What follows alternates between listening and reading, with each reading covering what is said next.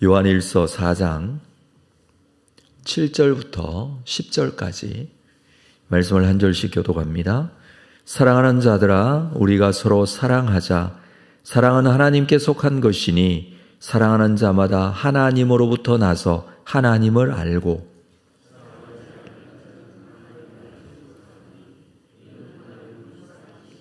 하나님의 사랑이 우리에게 이렇게 나타난 바 되었으니 하나님이 자기의 독생자를 세상에 보내심은 그로 말미암아 우리를 살리려 하심이라.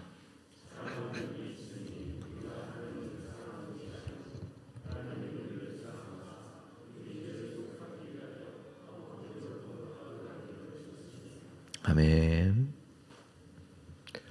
요한일서 말씀을 우리 함께 묵상하고 있는데 크게 두 가지로 이 말씀의 내용을 생각할 수 있습니다. 첫 번째는 초대교회 당시에 있었던 이단의 문제, 잘못된 가르침에 대한 부분입니다.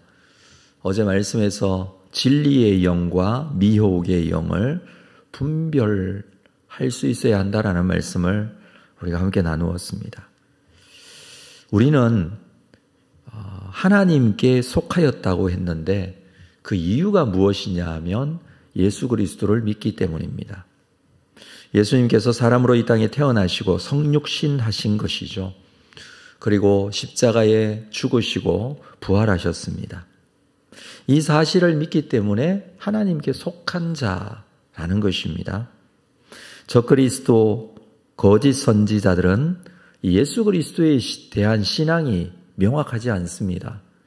예수님께서 사람으로 이 땅에 오셔서 십자가의 죽으심과 부활하심에 대한 이러한 신앙의 가장 기본적인 부분에 있어서 그렇게 정확하게 고백하지 못합니다. 미혹의 영은 이러한 믿음과 신앙을 믿지 못하게 하고 그리고 믿음에서 떨어지게 만듭니다. 그러나 정확한 믿음을 가지고 있다면 예수 그리스도를 믿는 것이고 그분이 나를 위하여 사람이 되어 이 땅에 오셨고 십자가에 죽으셨고 대속하시고 부활하셨다라는 사실을 정확하게 믿는 믿음입니다. 그리고 이어서 그렇다면 예수 그리스도께서 나를 구원하신 구원자가 되시면 그분이 말씀하시는 그 명령, 계명을 지키고 따를 수 있어야 합니다. 그것은 하나님의 자녀로서 구원받은 하나님의 백성으로서 당연한 것이다 라고 가르쳐 줍니다. 그것이 바로 형제사랑이다 라고 하는 것이죠. 이웃사랑, 형제사랑에 대해서는 이 사도 요한이 요한일서에서 반복해서 강조해 주고 있습니다. 오늘 본문에서도 이 사랑에 대한 부분을 계속해서 말해주고 있는데 내용을 함께 보도록 하겠습니다. 7절에 보면 사랑하는 자들아 우리가 서로 사랑하자. 사랑은 하나님께 속한 것이니 사랑하는 자마다 하나님으로부터 나서 하나님을 알고 우리가 서로 사랑하자라고 해주고 있습니다. 사랑하는 자들아, 어제도 이 부분에 대해서 나누었습니다마는 사랑하는 자들아, 이건 사랑을 입은 자들아, 하나님의 사랑을 입은 자들아. 하나님의 사랑을 입었다라는 것은 하나님의 그 사랑을 믿는 자라는 뜻입니다. 하나님께서 나를 사랑하셨음을 믿는 자, 하나님께서 나를 어떻게 구원하셨는지를 믿는 자가 하나님의 사랑을 입었다라고 할 수밖에 없습니다. 그 하나님의 사랑을 입었다라는 것을 인정하는 것은 예수 그리스도의 복음을 믿는 자입니다.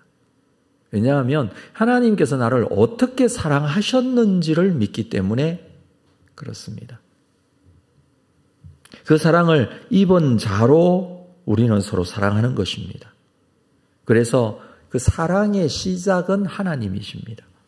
하나님으로부터 사랑을 입었습니다. 하나님께서는 태초에 하나님의 사랑으로 사람을 창조했습니다. 그러나 사탄이 그 사랑을 배신하게 만들죠. 이후에 사람은 하나님과의 관계가 깨어지고 멀어짐으로 죄인이 됩니다. 죄성을 가지고 태어납니다. 근본적으로 죄를 가지게 된 것입니다. 이 하나님의 사랑을 회복하지 않으면 하나님의 자녀가 될 수 없습니다.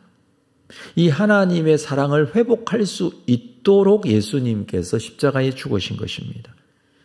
예수님께서 대속하시고 하나님과의 사랑의 관계를 회복하신 것이죠.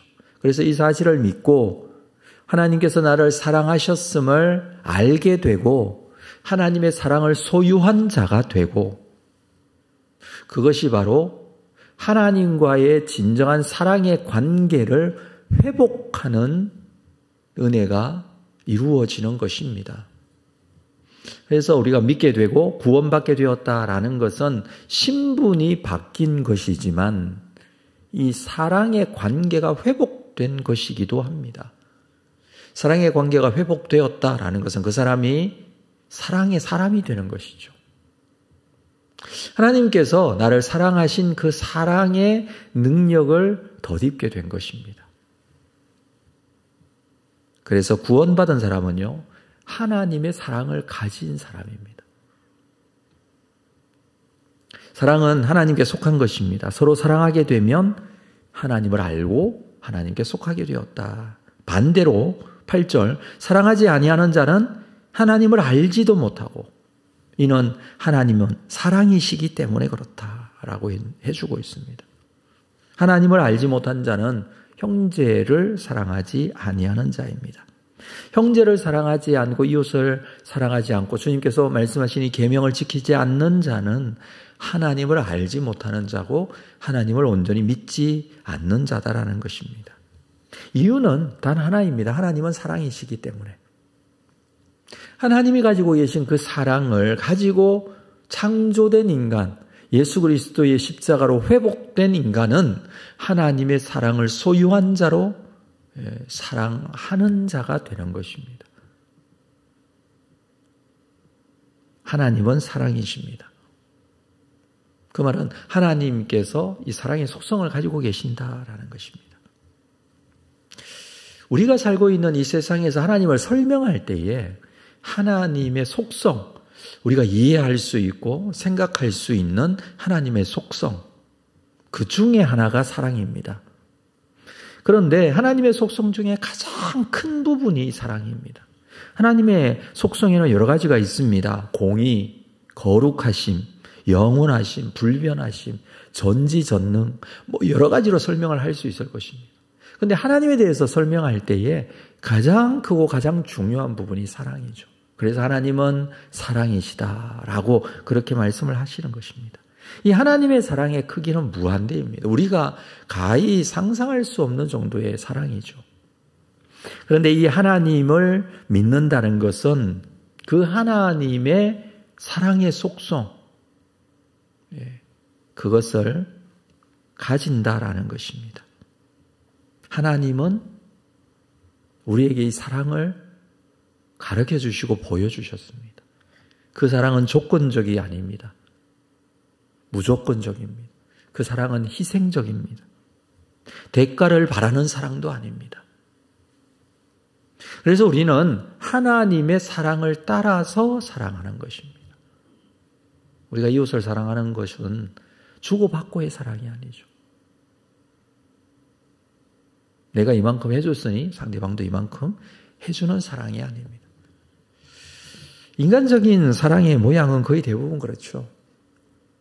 우리가 이만큼 대해주면 상대방은 또 나에게 이만큼 대해줘야 된다고 생각을 하죠. 근데 하나님의 사랑은 그 사랑이 아니었습니다. 어떻게 해요? 9절 볼까요? 하나님의 사랑이 우리에게 이렇게 나타난 바 되었으니 하나님이 자기의 독생자를 세상에 보내심은 그로 말미암아 우리를 살리려 하심이라. 이렇게 나타났습니다. 독생자를 세상에 보내시고 우리를 살려주시는 사랑으로 나타났습니다.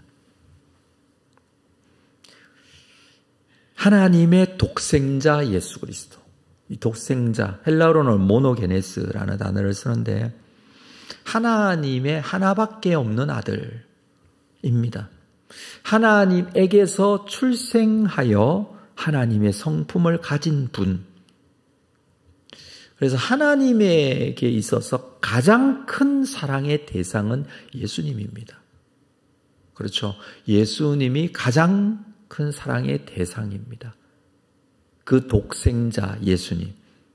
그를 이 땅에 보내셨어요. 어떻게? 사람으로 보내셨습니다. 성육신입니다. 이것이 하나님의 사랑의 표현이에요. 왜 보내셨습니까? 우리를 살리기 위하여. 다른 말로 하면 우리를 아들로 삼기 위하여. 자녀 되게 하기 위하여. 그렇지 않습니까? 가장 큰 사랑의 대상인 예수 그리스도 그분을 사람 되게 하셔서 우리를 살려주십니다. 그게 하나님의 사랑이죠. 이게 조건이 있습니까? 우리의 모습이 잘나고 우리의 모습이 열심히 있고 잘 믿고 어떤 그런 조건이 있는 건 아닙니다. 무조건적인 사랑의 모습이었습니다. 그래서 10절에는 이렇게 말합니다. 사랑은 여기 있으니 우리가 하나님을 사랑한 것이 아니고 하나님이 우리를 사랑하사 우리 죄를 속하기 위하여 화목제물로 그 아들을 보내셨습니다. 우리에게 사랑을 이렇게 가르쳐주고 있습니다. 우리가 가져야 될 사랑은 우리가 가진 사랑, 우리가 하나님을 사랑하는 사랑이 아닙니다. 하나님께서 우리를 사랑하신 것. 그렇습니다. 진정한 사랑은요, 하나님께서 우리를 사랑하신 사랑입니다. 우리가 하나님을 사랑하는 것에는 언제나 한계가 있습니다. 하나님을 사랑한다고 하면서 제대로 사랑하지 못하는 경우가 너무나 많지 않습니까? 하나님께서 어떻게 나에게 이럴 수 있습니까? 하나님께서 기도의 제목에 응답이 없으면 그렇게 말할 때도 있고, 기도하고 신앙생활 하는 데는 함에도 불구하고 어려운 일이 생기면 또 이렇게 말할 수도 있지 않습니까? 왜 나에게 이렇게 하시냐고. 우리가 하나님을 사랑한다고 하면서 하나님처럼 우리가 하나님을 사랑하지는 못하는 것 같습니다. 그래서 우리가 생각하는 이 사랑에 대한 기준을 우리가 어떻게 생각해야 될 것인가. 자, 이 부분에 대해서 오늘 우리가 정확하게 기준을 가지는 것이 필요합니다. 그것은 다른 것이 아니라 하나님이 우리를 사랑하시는 것. 하나님께서 어떻게 우리를 사랑하셨는지 아는 것이 우선입니다. 그래서 사랑을 가지는 것은요, 또 형제를 사랑하고 이웃을 사랑하는 것은요, 계명으로 우리가 받아들이기 전에 하나님께서 우리에게 명령하신 것이죠. 이웃을 내 몸처럼 사랑하라 하신 말씀이죠. 그런데 그러기 전에 하나님께서 나를 어떻게 사랑하셨는지를 충분히 묵상하는 것이 필요합니다. 우리가 생각하고 또 생각해야 될 것은 하나님께서 나를 어떻게 사랑하시는지를 생각하는 것입니다. 말씀을 마무리하겠습니다. 그 사람을 보고 사랑하는 것이 아닙니다. 우리의 사랑은 하나님을 보고 사랑하는 것입니다. 오늘도 우리가 이웃사랑에 대한 분명한 기준을 정확하게 세워야 하는데 하나님을 보고 사람을 사랑하는 것입니다. 하나님께서 나를 사랑하심에 대한 확신과 믿음이 우리에게 있어야 할 것입니다. 이 사랑의 능력이 다시 한번 우리 속에 채워지기를 바라고, 하나님 나를 사랑하여 주셔서 나를 붙잡아 주시고 세워주시고 구원하여 주셔서 그 시작이 하나님의 사랑이었음을 믿고, 또 앞으로 말씀 속에서 우리가 믿는 것이 하나님께서 나를 사랑하신 그 사랑으로 구원하시고 하나님의 자녀 삼아주신 것을 완성하실 것이고, 영원한 천국에서의 삶도 약속하시는 것이고, 이루어 주실 줄로 믿는 믿음으로 그 하나님께서 주시는 사랑의 은혜로 사람을 바라보고 이웃을 바라보고 이 사랑을 실천해낼 수 있는 믿음의 사람 되어서 오늘도 믿음 가운데 승리하는 여러분 되시기를 주의 이름으로 축복합니다. 기도하겠습니다. 하나님 아버지, 사랑을 입은 자로 살기를 원합니다. 사랑을 가진 자로 살기를 원합니다. 하나님께서 나를 사랑하여 주셨음을 믿는, 그리하여 하나님께 속한 자로, 하나님의 자녀로 오늘도 살기를 원합니다. 우리 스스로는 이 사랑을 실천하기가 너무나 어렵습니다. 잘 되지 않습니다. 내 속에 육신의 소욕이 일어날 때가 너무나 많습니다. 그러나 오늘도 다시 한번 하나님께서 나를 어떻게 사랑하셨는지를 묵상합니다. 그 사랑의 능력을 다시 한번 기억하고 주신 사랑의 능력을 닮아 그 사랑으로 사랑하고자 하오니 주님 우리에게 은혜 베풀어 주시고 사람을 보고 사랑하는 자가 아니라 하나님을 바라보며 사랑을 실천하는 자가 될 수 있도록 인도하여 주옵소서. 예수님의 이름으로 기도합니다. 아멘.